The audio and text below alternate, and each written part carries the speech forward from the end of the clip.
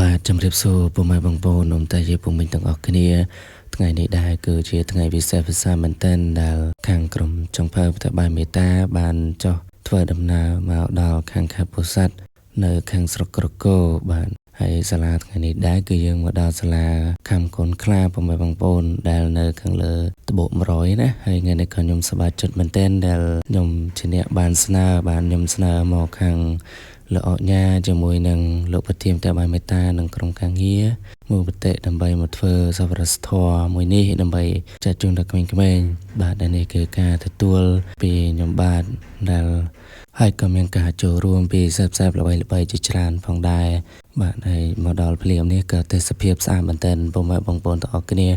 គឺយើងមករៀងព្រឹកដែរណាពុកម៉ែបងប្អូនលោកចាបាទសួស្តីបាទហូថ្ងៃនេះថ្ងៃនេះយើងចាប់ដើមកំពុងតែរៀបចំនេះហើយយើងតែទូរនទីគ្នារៀបចំយើងផ្សាយខាងគាត់ឆាប់បាយ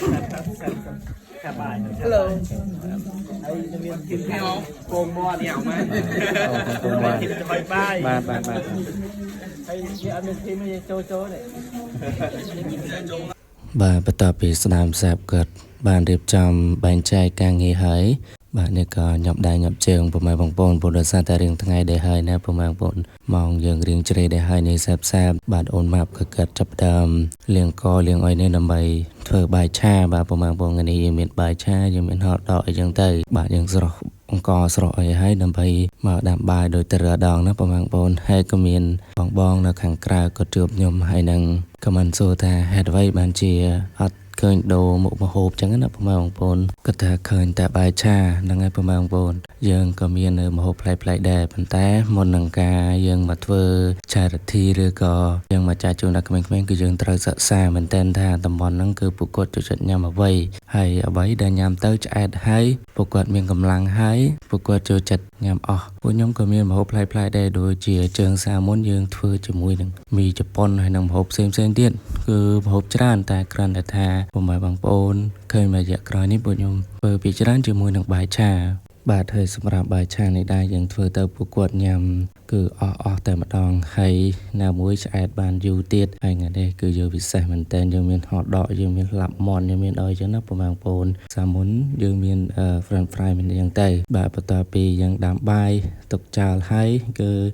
យើងចាប់ផ្ដើមមកមើលបងប្រុសកូទីបាទដែលគាត់មកនាំក្មេងលេងនោះបងប្អូនដើម្បីឈ្នះរង្វាន់ហើយក៏ប្រឡប់ពួកគាត់ព្រោះដោយសារតែរៀងថ្ងៃនេះហើយបាទមកហូបយើងក៏មិនទាន់ឆ្អិនហើយយើងក៏ចាំលោកញ៉ាមកដើម្បីចែកជូនដល់ពួកគាត់បាទនេះក៏ចាប់បន្តគាត់មកឆែកបាយឆ្អិនហើយនេះក៏យើងចាប់ផ្ដើមបាទឆាដោយឆាវ៉ាន់ឈើជាមួយនឹងបាទឆាសារ៉ាត់បាទនេះក៏យើងដាក់ពងហើយឆាបែបនេះណាបងប្អូនទាំងគ្នាបាទបាយឆាយើងនេះគឺពណ៌ស្អាតមែនតើបងប្អូនហើយយើងមានបន្លែមានអីដើម្បីដាក់ឲ្យក្មេងៗទៅនឹង seafood ចឹងទៅដើម្បីឲ្យពួកគាត់ញ៉ាំទៅមានជីជាតិបងប្អូនគឺខ្លះថែមបាទហើយអូនខ្លះទៀតគឺគាត់ញ៉ាំហើយគាត់វិចខ្ចប់ឲ្យឪពុកម្ដាយទៀតពិតជាទឹកចិត្តមែនតើក្មួយបាទនេះម្ហូបយើងក៏ឆ្អិនរួចរាល់ដែរស្រាប់ពេលនៅដែរលោកអញ្ញានិងលើជំទាវក៏បានមកដល់បាទលោកអញ្ញាក៏កើតបានភ្លក់បានអីដែរណាពុកម៉ែមកថាឆ្ងាញ់មែនតើហើយនេះក៏សាប់ចាប់ដើមខ្នះដៃខ្នះជើងនាំគ្នាបាទរៀបចំជាមួយនឹងបាយដើម្បីឲ្យចែកជូនក្មេងៗឲ្យទាន់ពេលវេលាណាបងប្អូនតាំងពីនោះសំទោសមែនតើព្រោះសាររៀងឡែតថ្ងៃបន្តិចហើយបងប្អូនដោយសារយើងទី1ឆ្ងាយទី2យើងការធ្វើដំណើររៀងចាប់ដែរណាបងប្អូនតាមផ្លូវតាមអីមានកលុកមានកលៈអីចឹងទៅបាទប៉ុន្តែយ៉ាងណាក៏អរគុណដល់លោកជំទាវលោកអញ្ញាអរគុណដល់លោកប្រធានតែបាយមេតាអរគុណដល់សប្បុរសធម៌មេតាអរគុណដល់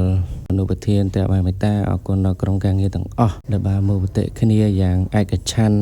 ដើម្បីជួយផ្ដើមមកធ្វើកម្មវិធីសប្បុរសធម៌ថ្ងៃនេះពិតជាអរគុណមែនទែននៅទឹកចិត្តយ៉ាងក្រៃលែងយ៉ាងធំធេងមួយនេះដែលបានមកដល់ខេត្តពោធិ៍សាត់របស់ស្រុកកណ្ដាលខ្ញុំបាទផ្ទាល់ផងដែរហើយនេះជាក្តីប្រាថ្នាមួយដែលខ្ញុំចង់បានមែនទែនឥឡូវវាខ្លាចជាការពិតហើយអង្គុយឃើញអត់ជាចុងក្រោយខ្ញុំបាទសូមថ្លែងអំណរគុណយ៉ាងជ្រាលជ្រៅទៅដល់លោកអញ្ញាលោកជំទាវទៅដល់ក្រុមចុងភៅផ្ទះបាយមេតាជាពិសេសដល់លោកប្រធានផ្ទះបាយមេតានិងលោកអនុប្រធានផ្ទះបាយមេតានិងក្រុមការងារទាំងអស់ដែលបានសម្រេចចិត្តនៅមើលបតិមកដល់ខាងខេត្តពោធិ៍សាត់បាទពិតជាអរគុណយ៉ាងក្រៃលែងមែនទែនអរគុណ